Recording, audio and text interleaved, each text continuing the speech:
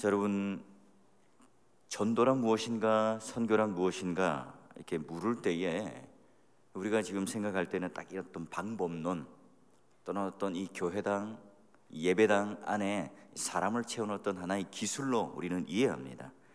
오늘 우리가 이 말씀 속에 로마서 16절 한 절을 통해서 성경이 말하고 있는, 개혁교회가 말하고 있는 전도는 무엇이고 선교는 무엇이고 복음을 전하는 사람의 정체성, 말씀을 전하는 사람의 정체성이 무엇인가를 정확하게 짚어냅니다. 로마서 5장 13절에 15장 13절에 바울이 로마서를 쓴 이유가 뭐라고 그랬어요?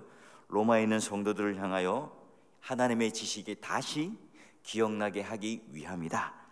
그러니 바울이 이 로마서를 또한 쓴 이유와 목적이 무엇인가에 정확하게 드러낼 뿐만 아니라 지혜와 능력으로 자기의 경험으로 쓴 게 아니라 오늘 하나님 앞에 은혜로 말미암아 썼다고 그래요.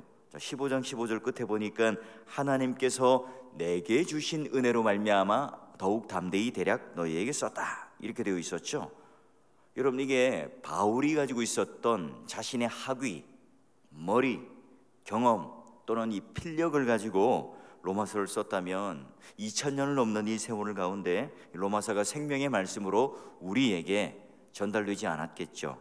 로마서는 바울이 하나님께 받은 그 은혜의 결과를 통해서 사랑하는 그 로마인들을 향하여, 예수를 믿는 로마에 있는 유대인들을 향하여 썼던, 이방인들을 향하여 썼던 편지이기 때문에 그렇습니다. 자, 이어서 오늘 우리가 이제 시작하는 이 16절의 말씀을 세 번역으로 보면 좀 더 은혜를 어떻게 표현하는가 와닿을. 하나님께서 이 은혜를 내게 주신 것은 이라는 표현으로 되어 있죠.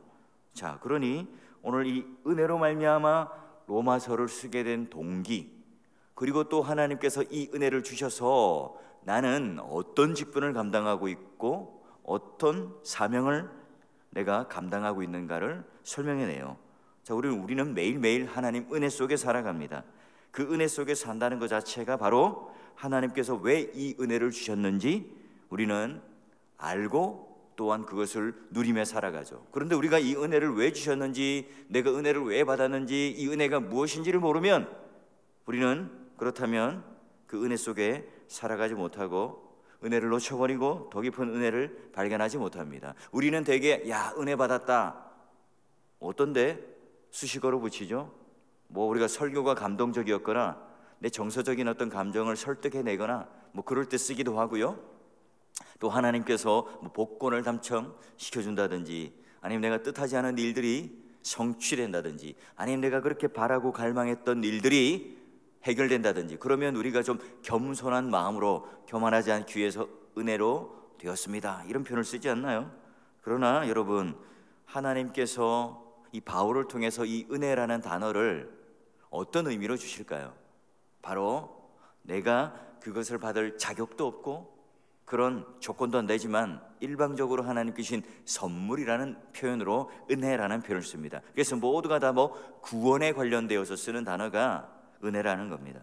자, 여러분, 요한복음 13장에 어떤 장면이 나오죠? 예수님께서 십자가에 붙잡히시기 전에 마지막 만찬을 제자들과 하는 도중에 예수님께서 갑자기 벌떡 일어나시더니 수건을 허리춤에 딱 메고 제자들의 발을 일일이 한 사람씩 씻겨줍니다. 여러분, 예수님께서 이 제자들의 발을 씻길 때 제자들이 그 예수님을 바라보면서 어떤 생각을 했을까요? 여러분, 이 자체가 얼마나 큰 은혜입니까? 원래 순서상 여러분 발을 먼저 씻겨주고 식사 자리에 오게 되어 있죠. 그러니 오늘 이 예수님께서는 굉장한 의미를 담은 하나의 실물 교육을 하고 있는 거예요.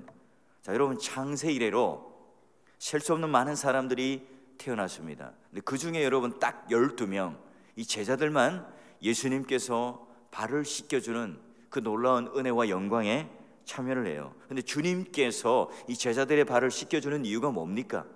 오늘날 우리가 아는 것처럼 세족식을 하고 또는 여러분 여러 가지 학교를 교회 안에 만들어내고 여러분 수련회 가서 이런 프로그램들을 하는 이유가 뭘까요? 우리가 알고 있는 무슨 낮아짐, 봉사 이 정도가 아니에요. 자, 요한복음 13장 15절을 보게 되면 자, 너희도 내가 이 행한 것 같이 본을 보였노라. 주님께서 이 제자들에게 뭐예요? 낮은 자리에 거하고 사람들에게 이 복음에 대한 삶의 열매로 실천하며 사랑하며 전도하며 살아가도록 했던 거예요. 그래서 예수님께서 은혜를 베푸셨고 본을 보이셨어요. 여러분, 만약에 이 제자들이 이러한 사실들을 망각했다면, 예수님께서 본을 보이고 그 은혜를 주셨다는 사실을 잊어버린다면 어떻게 되겠어요? 여러분, 그들이 전도할 때 야, 내가 누구인 줄 알아? 그 예수님이, 그 구주가 바로 내 발을 씻게 하셨어? 뽐내며 사랑하며 다니겠죠. 여러분, 선거철만 되면 대통령과 찍은 이 사진을 현수막에 크게 내겁니다. 그리고 여러분, 나보다 좀 더 유력한 사람, 나보다 좀 유명한 사람, 우리들 같은 경우는, 목사들 같은 경우는 좀 대형 교회에 있는 이름 있는 목사님들과 함께 사진을 찍고 액자에 걸어두기를 좋아해요. 나 그분 잘 안다고 얘기해요. 나 그분과 친하다고 얘기하고 싶어 합니다. 왜 그렇죠? 여러분, 그런 것들이 오늘 나를 규정하는, 내 존재를 증명하는 것들로 되면 안 됩니다.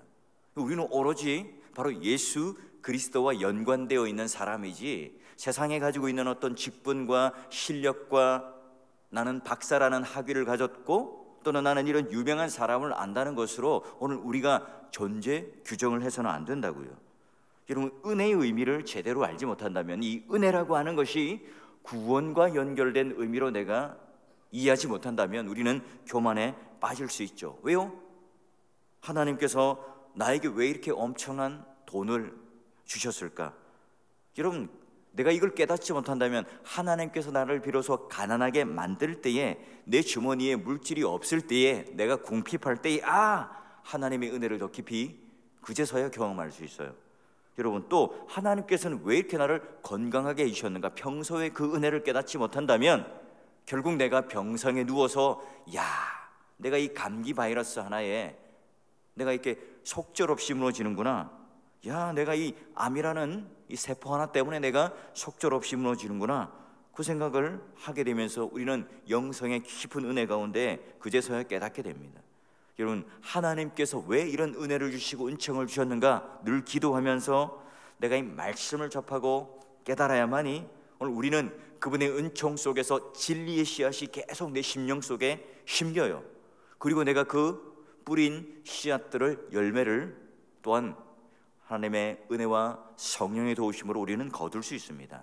그러면 사도 바울이 은혜로 이 로마서를 쓰게 되었고, 내가 은혜를 받았는데 그 은혜를 받은 자의 정체성, 그가 하는 행함이 무엇인지를 봐요. 자, 16절 보니까 이 은혜는 곧 첫 번째로 나로 이방인을 위하여 그리스도 예수의 일꾼이 되었다. 사도 바울은 내가 지금 이렇게 왜 힘겹게 온 나라를 돌아다니며 세계 곳곳에 돌아다니면서 선교를 하고 있고 이방인들에게 복음을 전하는 일꾼 삼았는가? 이유가 뭐라고요? 난 이런 실력이 되고, 나는 그런 수많은 그런 해외에 가서 뭔가 도전하고 새로운 문물을 접하고 그런 사람들을 만나는 게 나 취미고 특기야. 그게 아니라 이방 사람들을 복음으로 이끄는 일꾼으로 은혜로 주님께서 삼으셨다는 것을 알기 때문에 그래요. 바울이 엄청난 은혜를 받고 교만하지 않을 수 있었던 것, 내가 보아라, 교회를 내가 수백 개도 더 세웠어. 내 따르는 이 모든 제자들을 봐, 내가 가는 곳곳마다 복음이 편만하게 전해졌고 그리고 교회가 세워진 것을 보아. 여러분, 그거 명함 또는 전단지에 얼마나 많이 빼곡하게 적어서 다닐 수가 있었겠습니까? 그러나 주님께서 왜 내게 은혜를 주셨는가? 각자에게, 우리 각자의 삶의 영역 가운데에 주님의 일꾼 삼기 위해서다. 이게 바울이 가졌던 은혜에 대한 첫 번째 고백입니다. 사도행전 여러분 26장을 보면 바울이 이제 예루살렘에서 복음을 전하다가 체포당하죠. 옥살이를 하고 결국에는 이제 아그리빠 왕 앞에서 신문을 받는 장면이 나옵니다. 여러분, 이 바울이 신문을 받고 있어요. 죄수의 옷을 입고 착고를 차고 있고 국내 대신들이 즐비하고 그 아그리빠 왕이 아주 위엄 있게 보좌에 앉아서 바울을 신문합니다. 근데 여러분, 바울이 죄수로 느껴지던가요? 성경을 보고 있으면 오히려 바울이 자기 자신에 대한 변론, 저요 이렇게 해서 죄가 없고 저렇게 해서 이 법률 규정에 내가 근거되지 않습니다. 그러니 나는 무죄요. 그걸 선언한 게 아닙니다. 신앙 간증을 하는 장면이 나와요. 자기가 다메섹 도상에서 어떻게 예수 그리스도를 만나서 그 큰 은혜를 누렸는가를 아그리빠 왕에게 전해요. 그래서 내가 이렇게 묶이고 죄수인 것 말고는 아그리빠 왕이 나와 같이 되기를 원한다. 여러분, 왜요? 26장 16절을 보면 사도행전, 내가 이 일에 종과 증인을 삼으려 합니다 라고 고백을 해요. 와, 여러분, 지금 로마서를 쓰는 이 시점, 바울이 다메섹 도상에서 예수를 믿고 난 이후에 20년 흘러서 로마서를 쓰는 이 시점에는 일꾼이라고 자기를 표현해요. 그러나 처음 예수님을 만났을 때 최초로 자기는 뭐라고 고백합니까? 종이요 증인이라고 고백을 하죠. 자, 뭐 일꾼, 종, servant, 뭐 영어로 그렇게 번역할 수도 있겠지만 헬라어로 보게 되면 좀 아주 차이가 나요. 여러분, 이 종이라는 의미는 배너 영화 보셨어요? 배너 영화 보시면 배 밑바닥에서 아무 생각 없이 북소리에 의해서 노만 젓는 사람이 그때 당시에 의미하는 종의 의미입니다. 이는 인격이 없습니다. 생각이 없죠. 그냥 노젓는 기계예요. 그런 기계를 뭐예요? 종이라고 이야기를 해요. 또한 일꾼은 어떤 의미입니까? 이 기계적 차원을 넘어요. 이제는 그가 주인이 이야기하는, 주님께서 명령하셨던 이것을 내가 내 나름대로 이해하고 또 순종하고 또 주님의 명령을 이루기 위해서 방법을 찾고 모색하고 실천하고 알아서 주인이 보든 안 보든 내 삶의 영역 속에서 열심히 일하는 게 일꾼이에요. 여러분, 그래서 오늘 이 종이라고 하는 것은 그저 기계를 닮은 사람이라고 한다면, 일꾼은 하나님 형상을 닮은 사람으로 아버지의 뜻을 알고 행하는 사람을 일꾼이라고 표현합니다.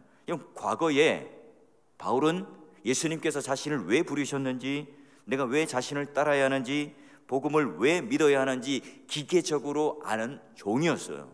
증인이었죠. 그럼 주님과 동거하는 20년 동안의 세월을 흘러가면서 그가 진실로 깨닫고 자발적으로 이젠 하나님을 위하여 성숙한 그리스도인이 되어서 하나님 앞에 일꾼 되었음을 스스로 고백을 합니다. 우리는 모두 주님의 은총을 받았고 은혜를 받은 종으로 인생을 시작한 사람들이죠. 우리는 그저 예수님께 받은 이 은혜를 기계적으로 종으로 출발합니다. 주님을 만났을 때 처음 내가 예배당에 왜 가는지, 내가 왜 헌금을 하는지, 내가 왜 전도하고 선교하는지에 대한 이유를 잘 몰라요. 삶이 거듭되면서 모든 일에 주님의 뜻, 주님의 생각과 맞춰 나가면서 오늘 우리의 인격, 우리의 지성, 우리의 마음, 우리의 생각들을 주님께 맞춰가면서 이제는 우리가 신앙이 성숙해 갑니다. 그때서야 인격과 지성을 주신, 의지를 주신 이 주님을 바라보며 하나님을 사랑하게 되고 그 인간의 존엄성을 지키고 하나님 형상에 맞는 일꾼으로 우리는 변모해 갑니다. 여러분, 그리스도인이라고 하는 것은 이렇게 기계적인 종의 자리에 머물면 안 돼요. 내가 그저 받은 이 은혜에 대해서 조금 깨달아 알고 그냥 그 기계적인 종에 머무른 것이 아니라 우리는 이와 같이 이 자발적인 일꾼으로, 성숙한 그리스도인으로, 성숙한 일꾼으로 우리는 성숙해 갈 때에 진리의 맛이 무엇인지 더 깊이 이해할 수 있습니다. 교회에서 중직자가 된다는 건 뭡니까? 은혜로 오늘 내가 주님의 일꾼 되었다, 이 고백을 하고 있습니까? 여러분, 이 교육자들도 마찬가지예요. 내가 이 기계적인 종에 머물게 되면 재미가 없습니다. 하나님의 뜻을 받드는 나는 일꾼인가 아니면 종인가 하는 이 개념부터 우리가 정확하게 은혜라는 이 수식어 앞에 붙일 수 있어야 되는 거예요. 자, 두 번째, 은혜에 대한 어떤 이 정체성, 수식어 결과가 뭐냐면 하나님의 복음의 제사장 직분을 하게 하사. 여러분, 구약시대의 제사장이 된다는 것은 쉬운 일이 아닙니다. 혈통과 가문이 보장되어야 합니다. 아론의 반차를 따라야 해요. 여러분, 그리고 구약시대의 제사는 수많은 제물들과 이 제사장을 통해서만 가능한 일이었습니다. 그러나 예수 그리스도의 십자가 구속 사건 이후에 구약의 모든 제사와 제물과 제사장이 하나로 통합되었고 예수님께서 십자가에 못 박히심으로 말미암아 율법의 완성과 함께 모든 구약의 제사가 패하게 되었죠. 그로부터 이제는 하나님께서 우리에게 말씀을 주세요. 그 말씀을 붙들고 모든 사람들에게 제사장 삼으셨고 거룩한 나라 삼으셨죠. 그러니 여러분, 이 은혜는 비단 바울에게만 준 게 아니에요. 우리 모두에게 준 거죠. 그렇다면 그 증거가 뭡니까? 우리 또한 하나님의 복음의 제사장, 이 직분을 감당케 하신다는 거예요. 이건 누구에게 따로 주는 것이 아니라 내가 은혜 받은 자라면 바로 이방인을 위한 예수의 일꾼 되는 것, 그리고 하나님의 복음의 제사장 직분을 감당하는 것은 자동적으로 그 은혜의 결과에 따라 우리는 감당하게 되어 있어요. 여러분, 그래서 하나님께서 오늘 우리에게 이 복음을 전하고 또한 이 제사장 직분 된다는 것은 당연히 하나님께서 우리에게 주신 그 은혜에 대한 사랑의 결과요, 열매일 수밖에 없다는 거죠. 자, 세 번째 이유를 볼까요? 자, 제물이 뭐냐는 거예요. 제물이. 그럼 내가 복음을 전하는 제사장인데, 자, 이방인을 제물로 드리는 것이 성령 안에서 거룩하게 되어 받으실 만하게 하려 하십니다. 야, 이게 얼마나 아주 정교한 문장인지 몰라요. 자, 보시면 이방인을 제물로 드린다, 이 바로 제물이 이방인이고요. 그런데 이 결과도 뭐예요? 내 노력, 내 의지, 우리의 실력이 아니라 성령 안에서 거룩하게 되어 받으실 만하게 하려 하신다. 모두가 다 수동태죠. 성령께서 모든 것들을 다 주도적으로 한다는 겁니다. 그러니 여러분, 복음을 전한다는 것은 바로 인간의 그 말의 능력에 있는 게 아니에요. 하나님께서 성령 안에서 그가 기뻐 받으실 만한 제물이 된다면 성령 하나님께서 기뻐 받으시는 제물이 되게 하겠다. 이게 바로 전도의 결과요, 선교의 결과라는 거죠. 여러분, 왜 복음을 전하는 일을 제사로 보았을까요? 중요한 의미가 담겨 있죠. 우리는 하나님과 원래 원수였던 자들입니다. 복음을 전한다는 것은 하나님을 모르는 이 죄인이 하나님과 화목되게 만드는 일이 바로 제물로 제사를 드리는 일이겠죠. 그러니 여러분, 안 믿는 남편을 내가 바로 열심히 아내가 전도를 해서 예수를 믿게 되어요. 그 아내가 바로 이 남편을 제물 삼아서 하나님 마음에 흡족하게 드린 제사가 되겠죠. 여러분, 이런 의미에서 우리 모두는 제사장이고 우리 모든 삶은 바로 제사요, 우리 모든 이웃에 있는 예수를 안 믿는 사람들과 함께 복음을 전하는 이 모든 일들은 뭡니까? 그들이 제물이요 또한 제사가 된다는 의미입니다. 이 바울은 어떻게 이렇게 정교하게 이 구약의 유대인들이 가졌던 이 사고를 가지고 정확하게 성경적인 선교와 전도에 대한 설명을 잘할 수 있을까요? 여러분, 한 인간을 변화시키고 새롭게 하는 것은 다 성령님께서 하는 일인데요, 우리가 복음을 전할 때 그런 열매들이 하나둘 맺혀간다면 우리는 성령께서 나를 도구로 삼으신 게 분명합니다. 여러분, 하나님께서 이런 은혜를 바울에게만 주신 게 아니라 우리 모두에게 주셨어요. 그래서 내가 만약에 은혜를 아는 자라면 종으로 머물러 있는 자들이 아니에요. 기계적인 종으로 머물러 있는 자가 아닙니다. 내가 그저 다메섹 도상에서 예수 그리스도의 빛을 보았으니까 야 좋다, 그걸로 머물러 있는 자가 아니라는 거죠. 나는 하나님 앞에 진정 어떤 이 은혜를 받은 존재로 살아가는가? 나는 정말 예수의 일꾼이 맞는가? 나는 정말 복음을 전하는 제사장이 맞는가? 내가 지금 이 세상의 삶 속에서 어떤 제사를 드리고 있는가? 내 주위에 있는 이 제물들이 하나님께서 받으실 만한, 성령께서 기뻐하셔서 받으실 만한 제물로서 드려지고 있는가? 이걸 보는 거죠. 믿음의 동역자 여러분, 한 번 더 제가 강조합니다. 전도, 선교, 이 모든 것들은 예배당에 사람을 가득하게 채우는 프로그램이나 운동이 아닙니다. 그 전면에 무슨 나보다 유명한 연예인, 나보다 유명한 누군가를 세워서 사람들을 채워가는 그런 프로그램이나 그런 무브먼트, 그런 운동이 아니라는 겁니다. 성경을 보십시오. 바울이 어떻게 고백을 하고 있습니까? 내가 바로 그 은혜를 받은 사람이고, 내가 바로 예수의 일꾼이고, 내가 바로 그 복음의 제사장이고, 내가 바로 그런 마음의 은혜와 은총과 기쁨을 가지고 내 주위에 있는 모든 사람들을 내가 그 제사인이 되어서 그 제물들과 함께 내가 하나님 앞에 예배를 드리고 제사를 드리는 것, 이게 바로 선교요, 전도요, 바로 복음을 전하는 일이라고 사도 바울은 규정하고 있습니다. 믿음의 동역자 여러분, 오늘 우리는 무엇을 은혜로 증거 삼습니까? 난 예수님께 은혜를 받았다, 하나님께 은혜를 받았다, 뭘로 여러분 증거 삼으십니까? 영혼의 열매가 있으십니까? 내가 정말 하나님 복음을 전하자고 하는 열정과 내가 진액을 짜서 내가 하나님 앞에 이 복음을, 예수 안 믿는 이 재물을, 안 믿는 남편, 안 믿는 아내, 안 믿는 자녀들, 안 믿는 주위에 있는 사람들을 향하여 내 영혼, 하나님께서 주신 이 은혜의 뜨거운 이 열정에 마치 그 예수님과 하나님의 사랑의 대인, 이 화상의 상처를 가지고 우리는 하나님께 그 은혜의 증거를 누리고 있는 사람일까요?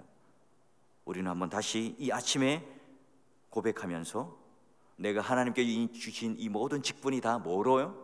나를 자랑하고 나를 증명하고 나를 드러내는 것이 아니라 한 영혼, 재물이 되는 한 영혼에 집중할 수 있도록 그 모든 은혜가 흘러가는 이 통로가 나에게 고여 있는 것이 아니라 사도 바울 자신에게 고여서 자기의 자랑이 되고 자기의 증거가 되고 자기의 존재 증명을 하는 자가 되는 것이 아니라 바로 내가 그 이방인, 한 번도 보지 못했던 로마 교인들을 향하여 그 뜨거운 열정을 가지고 바로 나는 은혜 받은 사람인데 이런 거야, 일꾼, 제사장, 그리고 바로 너희들이 재물이야. 이 고백을 했던 이 한 문장, 바로 여러분의 입술의 고백이 되시고 여러분 하나님 앞에 정말 부끄럽지 않도록, 여러분 하나님은 평등하신 하나님이 아닙니다. 공평하신 하나님이죠. 내가 이 땅에서 얼마나 그 한 영혼에 대하여 애틋한 마음을 가지고 살았는가, 그걸 여러분 하나님께서는 따지고 계수할 겁니다. 당신 몇 평 아파트에 살았어? 당신 얼마나 많은 사람들을 불러 모은 목회를 했어? 그거 안 물어보세요. 넌 얼마나 한 영혼에 집중해서 참된 제사를 드리고 왔는가? 그걸 하나님께서는 우리들에게 물으실 겁니다. 여러분, 그래서 시골에서 또는 오지에서 한 영혼 또는 뭐 두 사람 붙들고 열심히 해서 아무도 모르지만, 그러나 그 영혼이 세워져서 이 진리의 씨앗이 뿌려져서 그 복음이 서서히 편만하게 되었다면 하나님께서 그걸 더 기뻐하시겠죠. 큰 교회, 이름 있는 목사, 뭐 이 땅에서 뭐 다 상급 받았잖아요. 하늘에 가면 뭘 받을 게 있을까요? 그저 우리는 늘 십자가 가운데 우리를 감추고 겸손하게 그 은혜 가운데 한 영혼, 한 영혼을 집중할 수 있는 여러분 될 수 있기를 주의 이름으로 축원합니다.